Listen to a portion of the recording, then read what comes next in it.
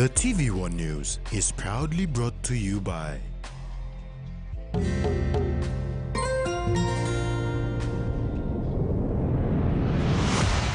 BSP, our bank, our people.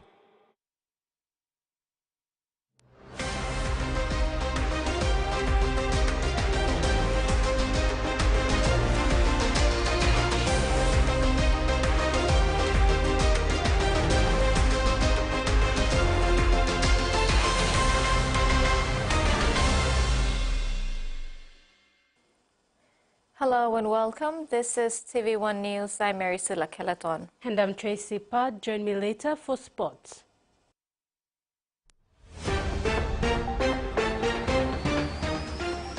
In this edition, promising future for Medan cocoa farmers. Chief Lands Commissioner appointed and seeks to participate in Olympics.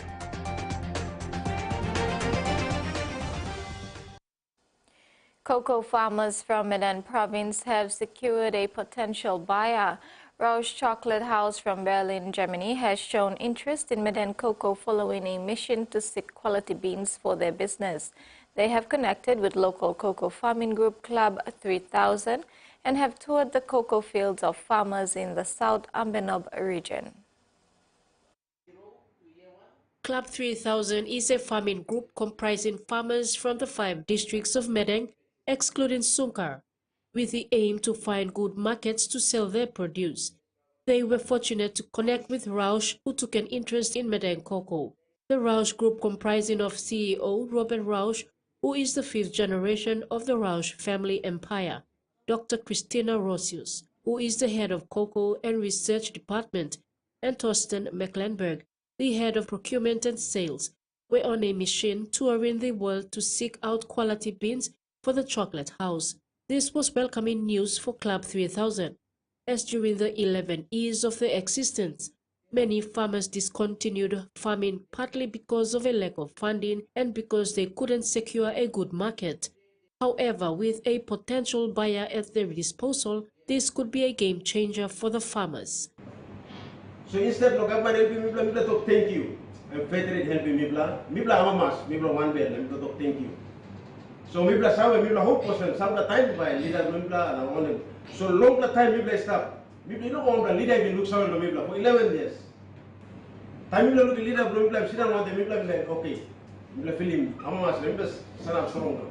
Medan Governor Ramsey Pariwal was impressed to see a mogul chocolate company dealing with the little people. He made a commitment to allocate 1.1 million kina for cocoa farmers programs. We talk about cocoa hardwood garden seedling will be running all the LLGs and into all the census division and into all the ward areas. We will supply seedlings. I want to supply seedlings until we reach a stage where Medan is corrupted by cocoa. Until 300, say 3 years, 300, and then you'll be qualified to have a ferment data. And these are the programs that we want to run now. So I've allocated 1.1 million already through my provincial support improvement program fund, PSIP. Susan Oriape, TV1 News. Meantime, Medan Governor Ramsey Pariwal added that since the beginning of this year, cocoa has been a lucrative commodity for farmers, and he would like to see Medan people start giving attention to cocoa farming. Governor Pariwal also thanked Mr. Rausch for seeking partnership with Club 3000 and assured the team his support to further strengthen this partnership to look downstream processing in the future. The Lands Commission of Papua New Guinea will now be headed by a Chief Lands Commissioner following legislative changes. Molian Kilepak is the new Chief Lands Commissioner. He was sworn in today at the Government House together with the new Secretary of the National Judicial and Staff Services, Nicodemus Mosoro. Governor General Grand Chief Sir Bob Dadai swore in the new Secretary for the National Judicial Staff Service, Nicodemus Mosoro, and the Chief Commissioner for Lands, Molen Kilepa, today at the Government House. The swearing-in ceremony was witnessed by the Minister for Justice Pila Niningi and the Papua New Guinea Acting Chief Judge Les Gavara Nanu. The Chief Commissioner for Lands has been appointed for a term of 4 years, while the Secretary for NJSs for a term of 3 years. Niningi said previously there were 2 land commissioners, but due to the new legislation, the Chief Commissioner was appointed to oversee the 2 roles. Administered by 2 different legislations. Now we amalgamate, so we have a new body to the land matters, especially the colonial land, alienated lands. Niningi said the appointment of the Secretary for NJSs comes timely, as he will focus on the restructure of the law and justice sector, one being the introduction of the new courts. The main task would be to assist in the new restructure that is taking place. The Acting Chief Judge Les Gavara Nanu, in sharing the same sentiments, reiterated that the appointment of Mosoro will have a big impact on the judiciary in terms of implementing the 3-tier court system of the higher court structure that has been approved by the government. Mr. Mosoro's appointment comes at a very critical time and a defining period for the judiciary. Both Mosoro and Kilapa committed to serve the law and justice sector and the independent state of Papua New Guinea with integrity. I believe I've been preparing for it, to serve the judiciary. We do our best to uphold the Constitution and all the enabling legislative frameworks to progress the country forward. Tracy Pa, TVWAN News. In providing a status update of the restructure and inclusion of a Court of Appeal, Minister Niningi said the Constitution was amended but has not yet taken effect because of a number of enabling legislations that the Department of Justice and Attorney General are currently working on. Niningi said once complete, the higher court systems will function.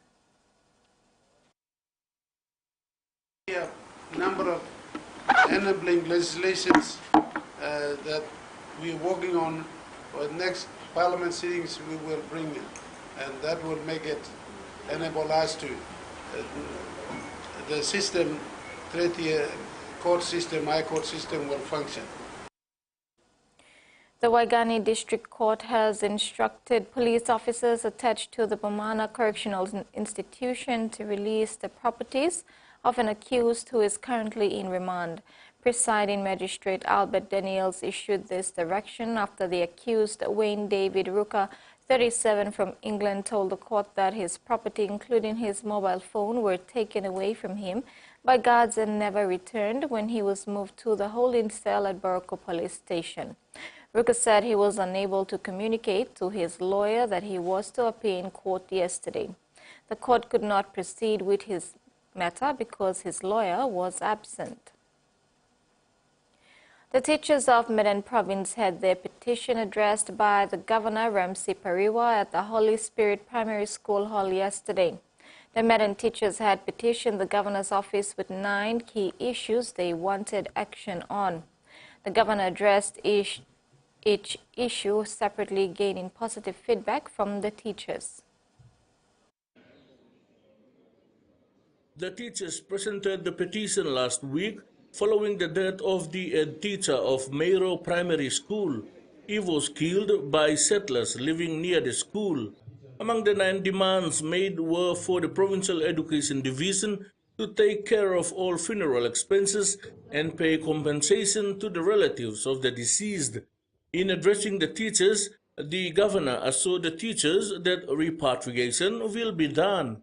He, however, condemned compensation demands as it would set a bad precedence for his office.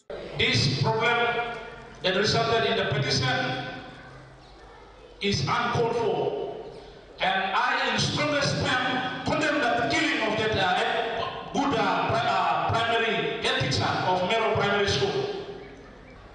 This is unacceptable, and I'm sick and tired of people dying in the province.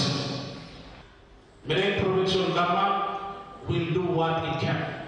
Governor Pariva also addressed other demands in the petition, including their overdue leave fares. This week, pay mga tulad ng outstanding leave fares for 2023. Finish na when 2023 leave fares are gone. These are not yet. Start more leave fares for 2024 because this year, all person in school na ako, ay magkakapapagos na ako. Just do it expected na ako. The teachers were happy with the governor's response. Andrew Ariaco, representing relatives of Mr. Agazzoni, thanked the teachers for taking up their concerns, providing relief to distraught relatives. Bilang kau kini lagi perlu punya teacher, long you punya come up lagi sudah time long ini support na strong long you punya tu, long time you punya wali punya, itu teacher long you punya. Freddie Mo, TVWAN News. You're watching TV1 News. Among stories after the break, Enga police issue warning to lawbreakers and Palm Summit underway in Japan. Stay with us.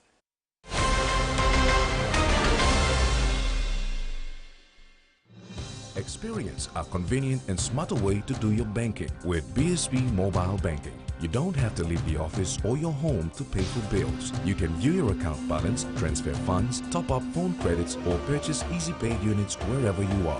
Visit your BSB branch today to register now for BSB Mobile Banking. BSB Mobile Banking, the smarter way to bank. BSB, our bank, our people. He loves the Maroons. He loves the Blues. But there's one thing that brings everyone together. SB Laga, Bunyamyumi.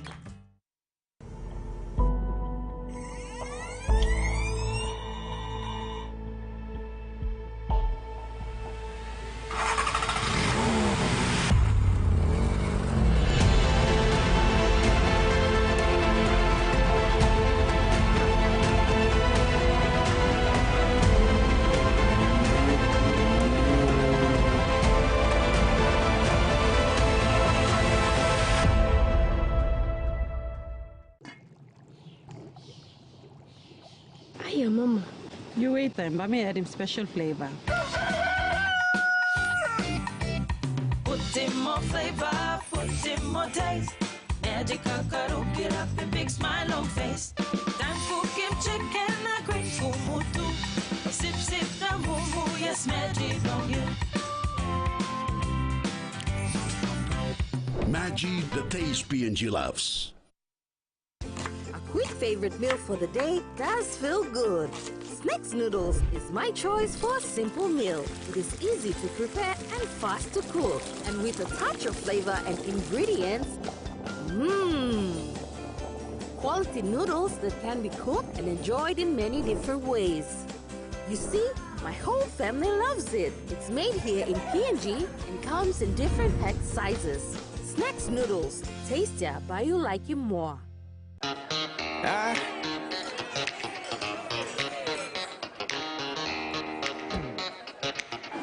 Superstition ain't the way. No, no, no.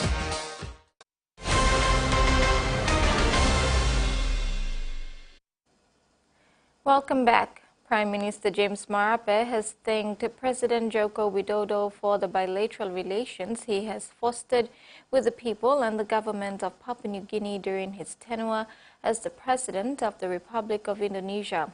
The Prime Minister acknowledged the relationship it has with Indonesia at a joint press conference after the third Papua New Guinea-Indonesia Leaders Dialogue held at Bogor Presidential Palace in Jakarta, Indonesia. Bilateral relations with Indonesia dates back to 1975 when PNG became independent. Prime Minister James Marape, when speaking during the third PNG-Indonesia leaders meeting in Jakarta, Indonesia, says the bilateral relationship has grown from just assuring border interest to other areas, including economic development. The Prime Minister says the PNG-Indonesia relations have diversified over the last 3 years since the inception of the annual Leaders Dialogue which has shifted the focus from border relations to business, trade, investment, agriculture, economic infrastructure development, information communication and technology, and energy. He added that business-to-business cooperation has also intensified between the countries' chambers of business, synergizing efforts to increase trade. It was under President Widodo's leadership that the first PNG Indonesia Leaders Dialogue was initiated in 2022 in Jakarta. Marape says PNG then hosted the second PNG Indonesia Leaders Dialogue in Port Moresby in 2023, with the President traveling to PNG for the meeting, and now the third Leaders Dialogue has been brought back to Indonesia.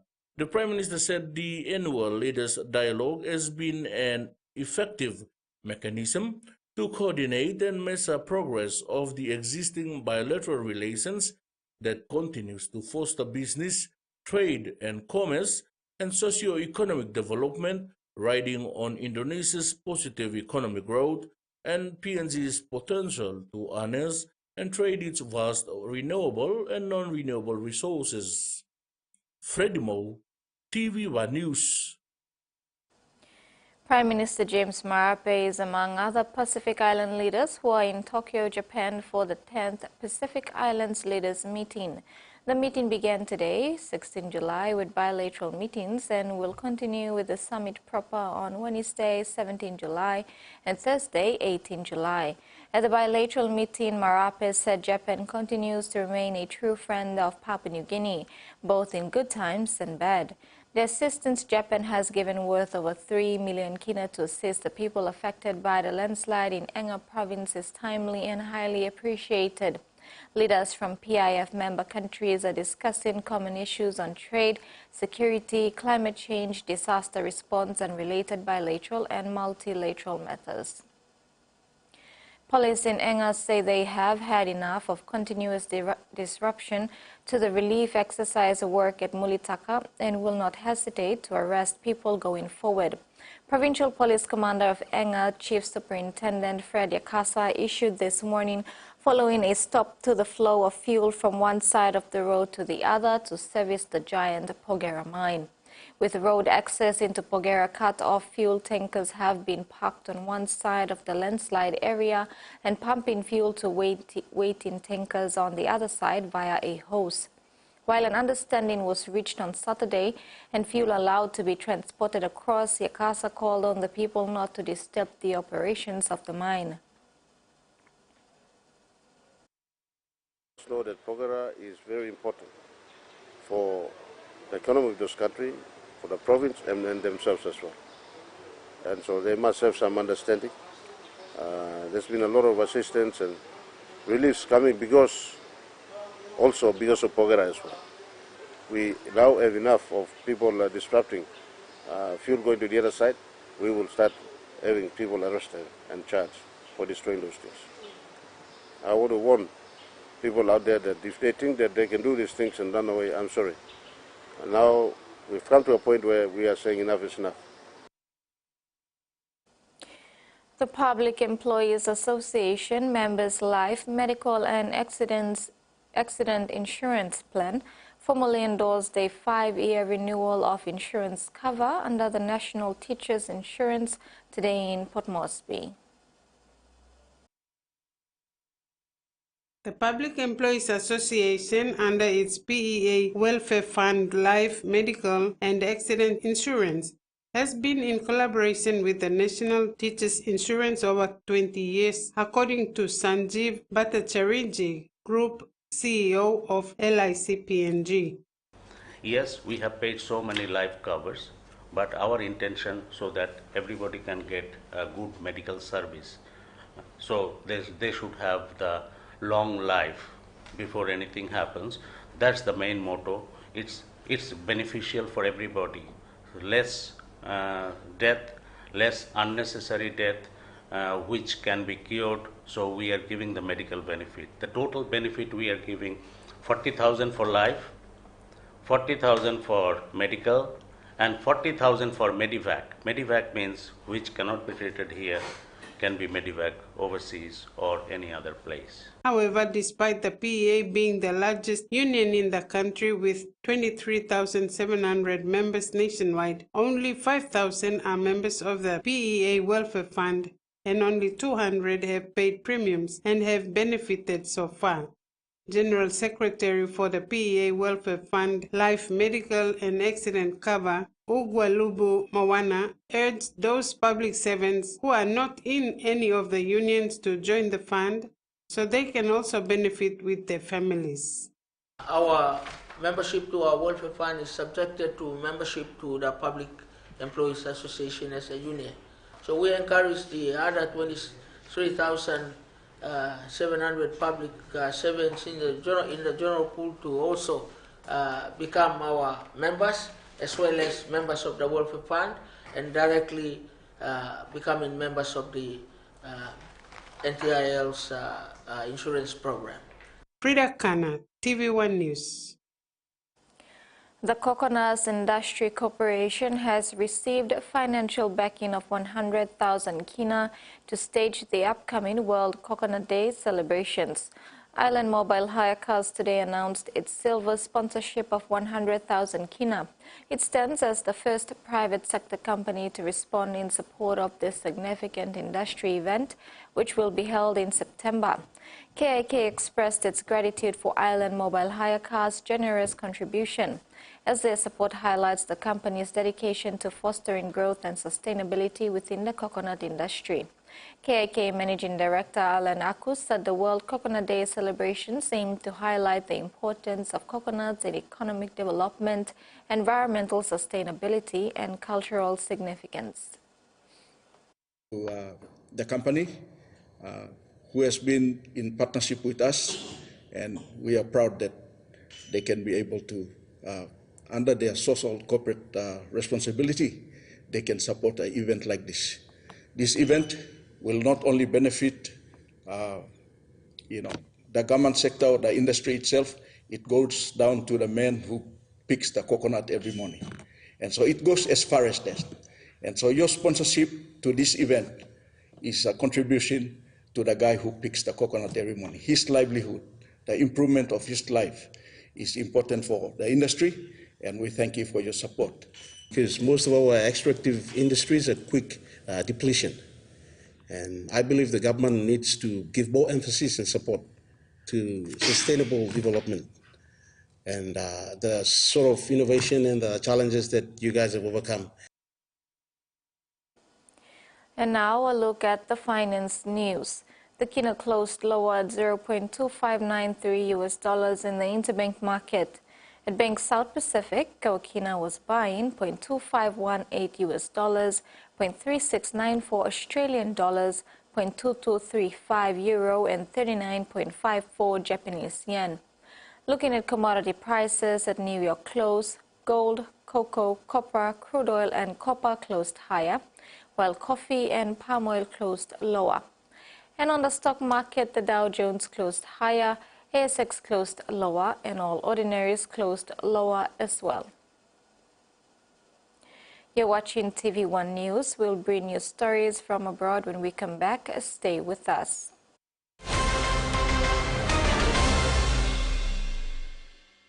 Experience a convenient and smarter way to do your banking with BSB Mobile Banking. You don't have to leave the office or your home to pay for bills. You can view your account balance, transfer funds, top up phone credits, or purchase Easy Pay units wherever you are. Visit your BSB branch today to register now for BSB Mobile Banking. BSB Mobile Banking, the smarter way to bank. BSB, our bank, our people. A true champion is measured by their courage, their determination, and their passion to never give up and to always keep trying. With a delicious Milo in milk taste and added nutrients, Milo in milk is a great way to fuel our little champions with nourishing energy every day. Because true champions give it their all. Milo, PNG and Mia. Find PNG made. Open Lens.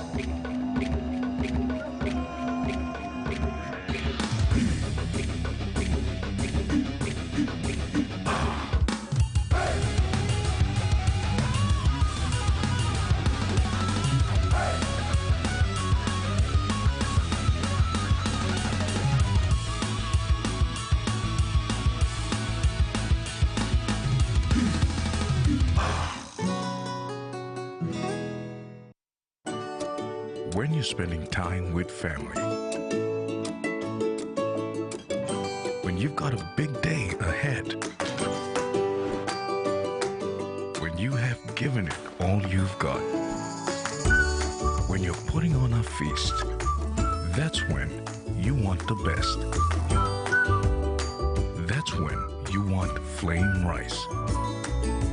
New Flame Rice. Win him all get up. Enjoy life when we work together, making happy memories that last forever. Karen, talk young or old, a scale rice family meal with toast. To bring out the smiles, cause it's a favorite by miles. Senisi go, no scale rice, no scale price. Senisi go, no scale rice, no scale price. Him, but you like him?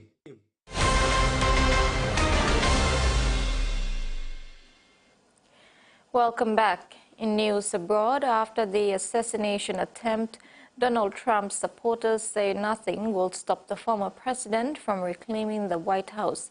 If he is re-elected this November, Donald Trump will have an army of over 10,000 recruits ready to push his controversial agenda. Inside this Washington office building, a coalition of more than 100 right-wing groups is preparing a conservative revolution. Project 2025 is a new paradigm in helping a conservative president be ready to govern day one. In an interview with Four Corners, Paul Dans outlined how Project 2025 is recruiting true believers to serve in a second Trump administration. We want the person who keeps getting knocked down and is indefatigable. I mean, I actually think of Aussies a lot like that they're always popping up to the top and they have this kind of shit-eating grin on their face. But critics of Project 2025, like former Department of Justice lawyer Erica Newland, warn that stacking the public service will lead to authoritarianism. What Donald Trump wants is our political stooges who will be loyal not to the office of the president, but to the person of the president and whatever his dreams or whims are. Trump ally and former acting Homeland Security Secretary Chad Wolf says a so-called deep state of unelected civil servants worked to derail the first Trump presidency. What we saw during the Trump administration is you saw career officials disagreeing with the president. Disagreeing in the sense, and even going so far as to say, I'm going to disrupt or sabotage your agenda. Paul Dan says Project 2025 has already been swamped by budding recruits from all over the United States who want to be part of the Trump administration. We have a database with over 10,000 people from all walks of life, entering into this, aspiring to serve. Project 2025 aims to remove any bureaucrat who resists the president.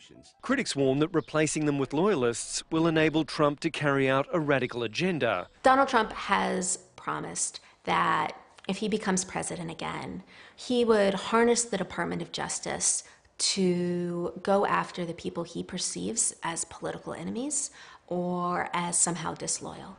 Project 2025 says its army of recruits will be ready to serve a re-elected Trump from day one of his presidency.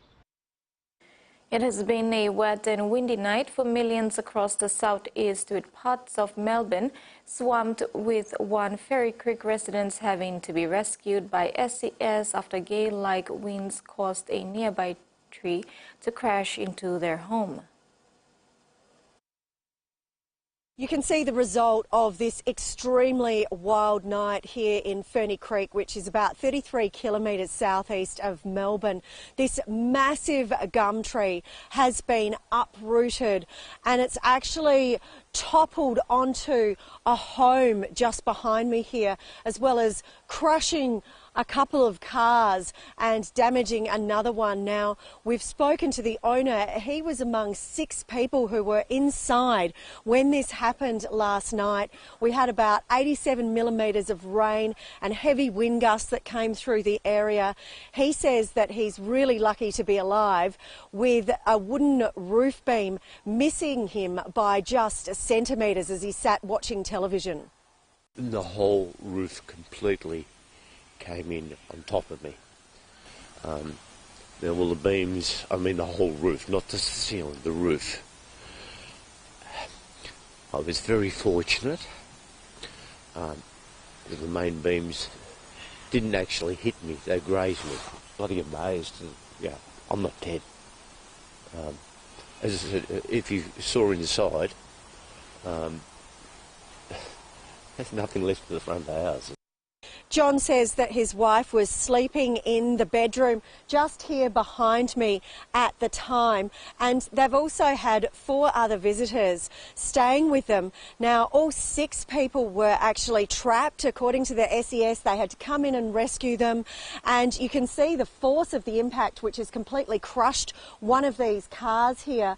Now, thankfully, no one was seriously injured, but 2 of those, they did get assessed for minor injuries. And we also heard as well that just in Oakley in Melbourne southeast, there was another rescue of a female driver who had driven her car into some of the floodwaters there. Also as well, we've heard from the SES that there were at least 330 or so calls for help in the last 24 hours. Many of those were for trees down like this one here.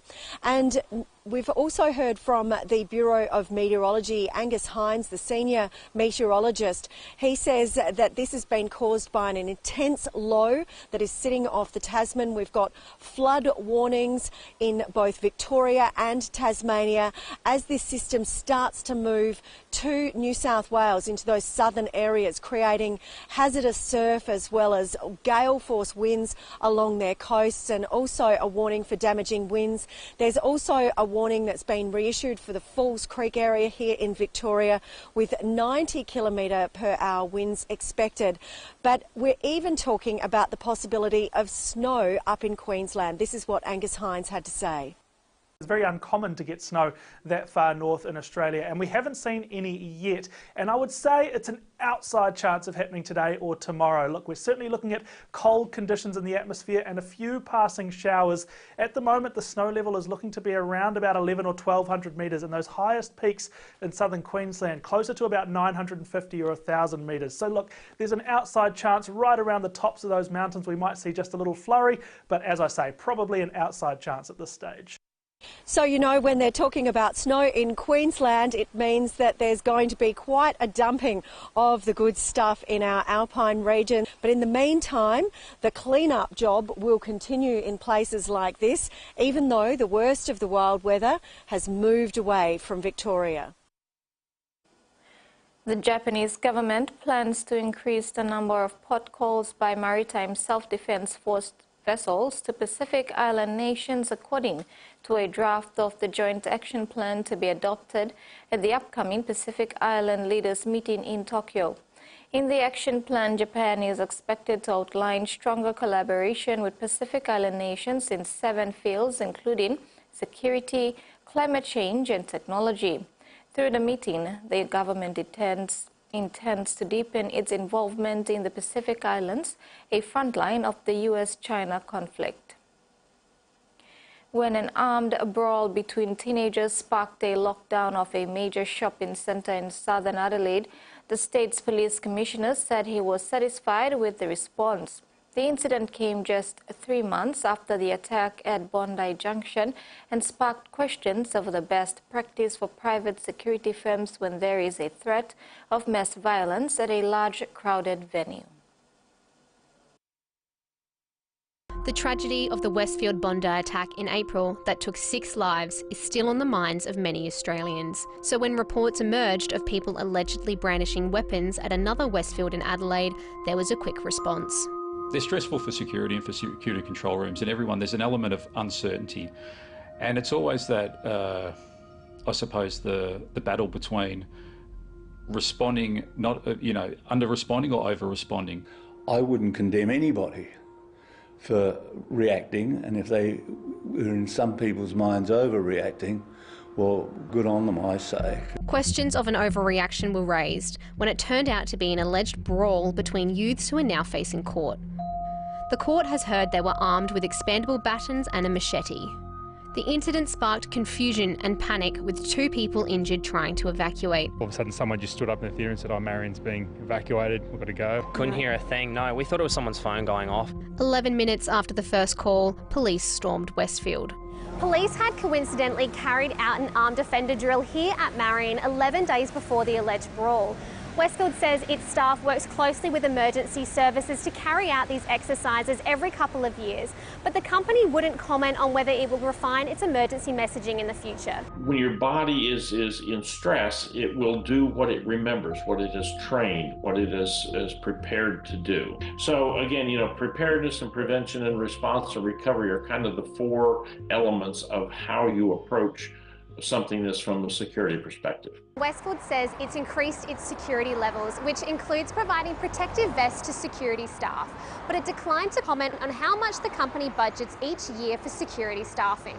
Whilst mass violence is still rare, experts warn businesses and organisations shouldn't become complacent. When we talk about risk management or doing security, it's an iterative process. We're never done. So we can accept we're doing a lot of good work now, and even if we're doing well, we need to keep iterating and working on it. No two events are the same, and so response and planning and all of those elements that go into being ready for something like this is a never-ending job. Being prepared for the worst-case scenario. The Solomon Islands government has bet big on China ever since it made the momentous decision in 2019 to switch diplomatic recognition to Beijing under Manila's predecessor, Manasseh Salaverry. Many are quick to question the benefits of the switch and say much of the letters from Beijing over the last 5 years has been hovered over by the governing elites rather than everyday people. But faced with an anemic economy, China is already the country's largest trading partner. But Manila is busily courting more Chinese investment and signals he wants to lean on Chinese expertise. Thanks for watching. Sports is next. Tracy will be back with some exciting news in the sports when we return.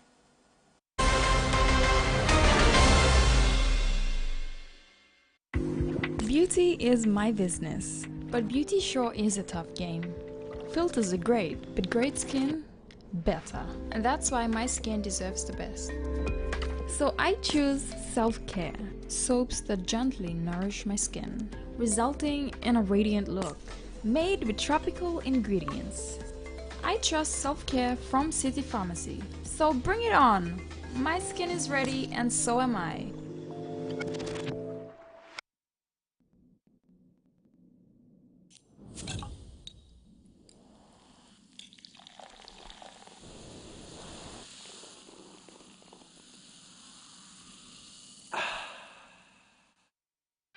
Life is about making memories, sharing new adventures. Go beyond the familiar. Don't let bacteria hold you back from experiencing the world.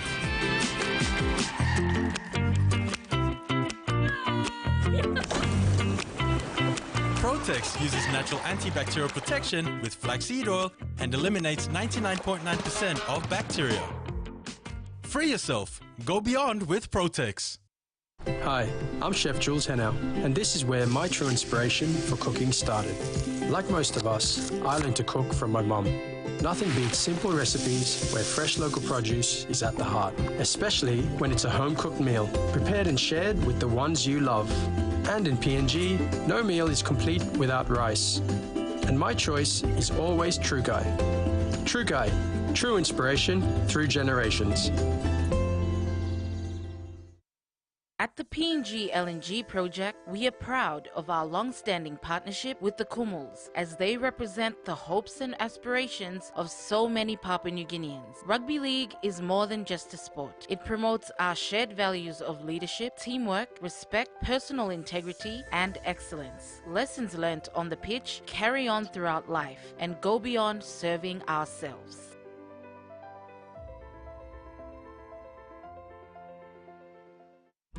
Today is going to be the best day ever. I love sunshine, I love butterflies, but more than anything, I love Doug. Hey, that's Doug, the best owner in the world. We're playing this game. Fetch! He drops me off really far away and drives home without me. Ha! That's how I know I won the game. Hey, honey, you ever been with an Afghan before? I don't think so, but thank you. Take it from me, kid. You are officially a stray. That would mean Doug doesn't love me. Poor little guy. I should probably talk to him. I am a therapy dog. Reg, you can learn how beautiful it can be when you're off the leash. This beer is making me dizzy. You a stray. You can do anything you want. I'm going back to Doug's. What? He needs to feel my pain. I'm gonna bite his off. Oh. We're completely lost, and my little puppy paw pads are really hurting right now. So how exactly could this get worse?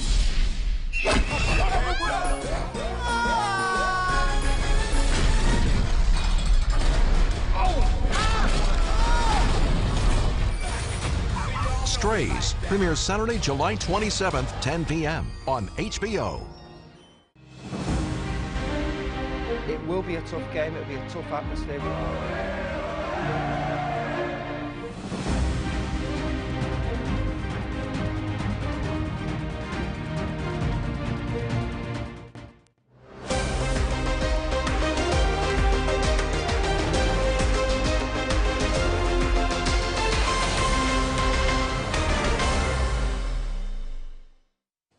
Welcome back. A small team of 6 athletics is set to represent PNG at this month's Paris 2024 Olympic Games. PNG Chief de Mission to Paris, Ryan Penny, congratulates the 6 athletics, of which 2 are from swimming, 2 from taekwondo, 1 weightlifting and 1 athletics. They all attained their qualifications to participate under the universality place. Joyce Tarere and Georgia Livelle from the sport of swimming are ready to showcase their talents on the international stage. Tarere will compete in 100-meter freestyle on day 4 of the swimming program scheduled for July 30, while Georgia will participate in the 50-meter freestyle on day 8, August 3. Leonie Bell, an outstanding sprinter from athletics, has also secured her place in the Paris Olympics through universality sport.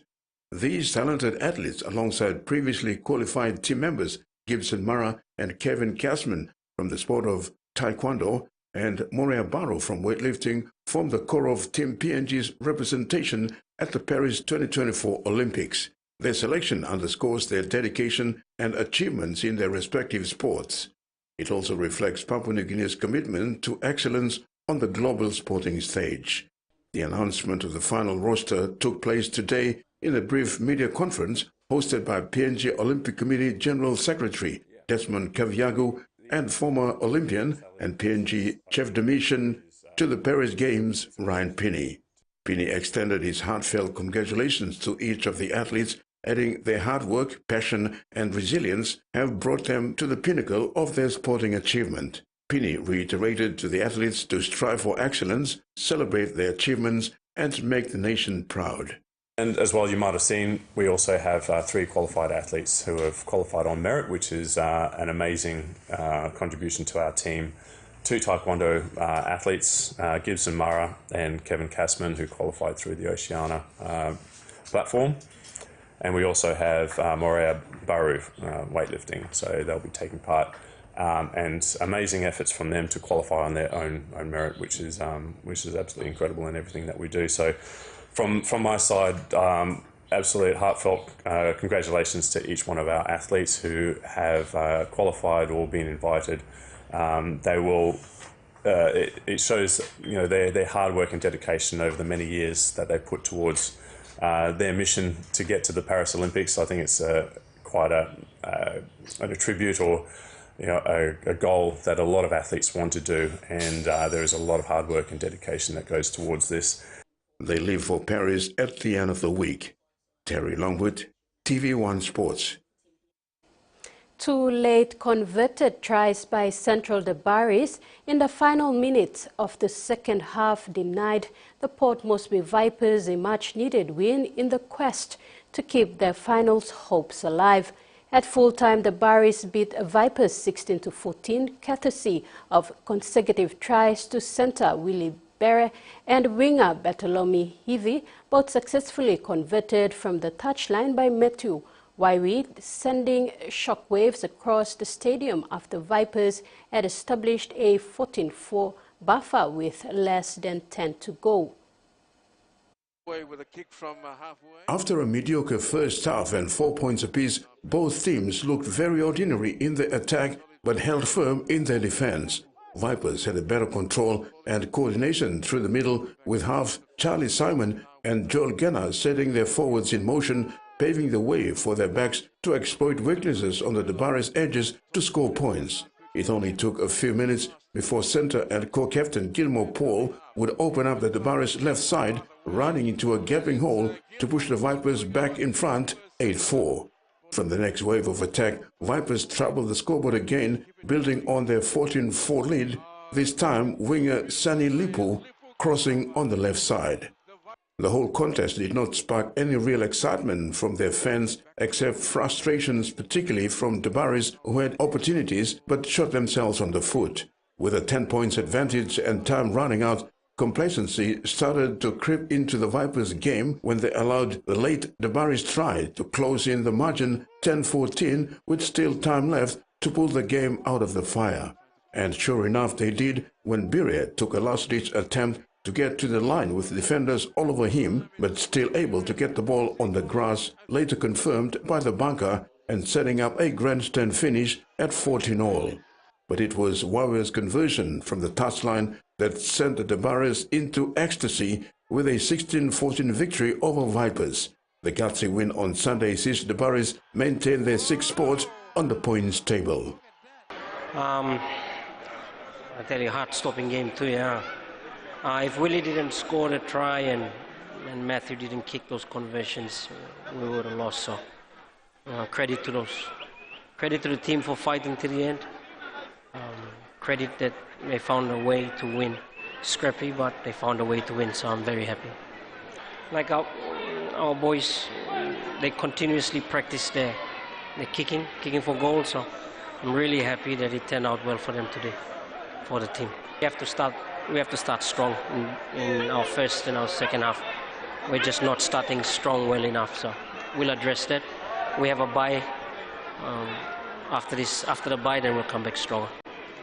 Me just feel I'm a straight lo disla win la try me put in blame because we will fight back lo. Last 10 minutes meeting, I think 10 minutes we will fight back, fight strong, come on top.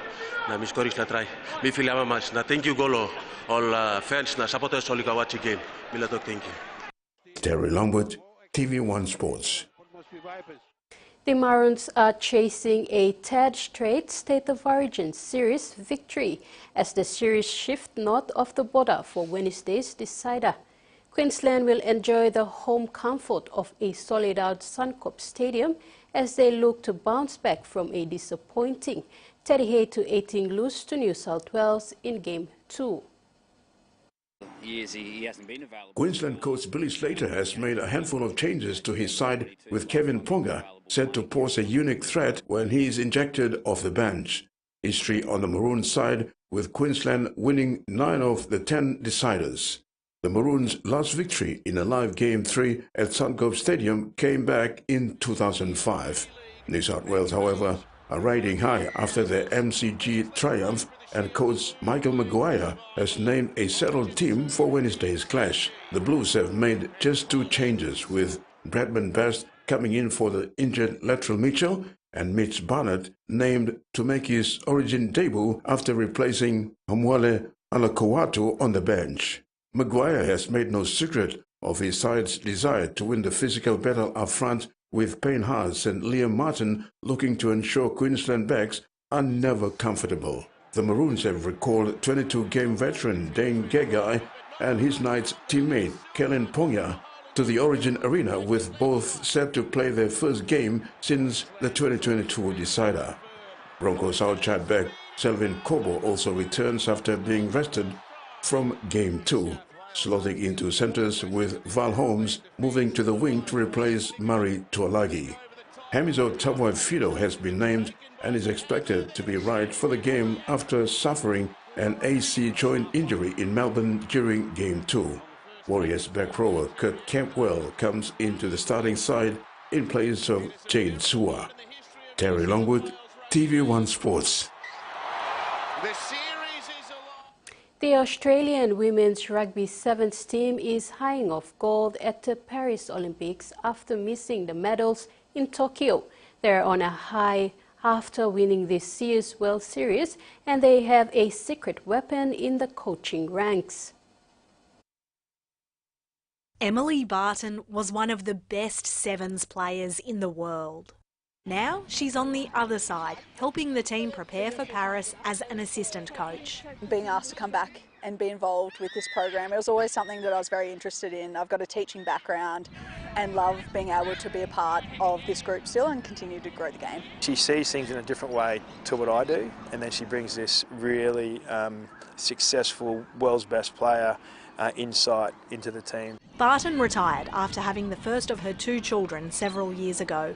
And with only 9% of high-performance head coaches in Australia women, it's hoped more can follow in her footsteps. We travel a lot. Obviously having a really young family, that puts a lot of strain on my support network, but I guess I'm so lucky to have such a supportive husband and family. And it's pretty incredible to have these now young girls looking up to role models. It's so good to look up to her in our team, especially as a coach, to help support us because she knows what we're going through. Barton was part of the gold medal winning team in Rio, and after claiming the World Series title in May, they have a motto for Paris. It's the no regret campaign. We want to be all in. We want to prepare so well that no matter the outcome, no matter the result, that we're walking off that field without any regret. I've just got such confidence in them and belief in them, and I'm just trying to help them believe that as well. This and the sports segment, and now the weather focused with Mary.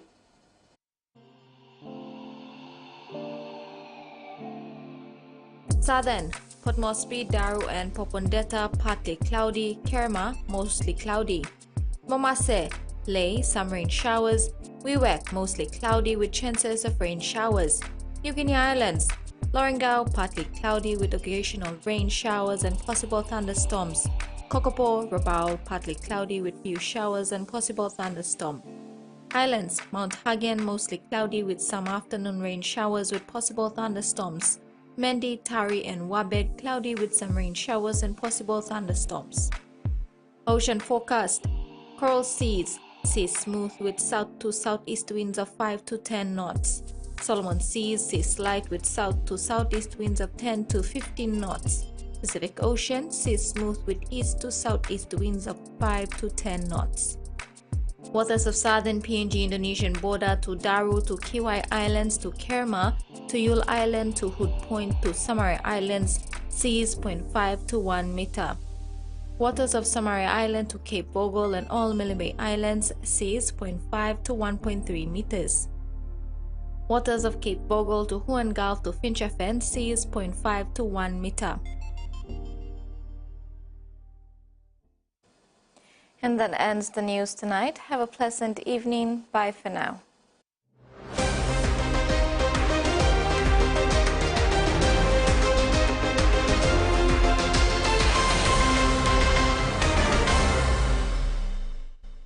The TVWAN News was proudly brought to you by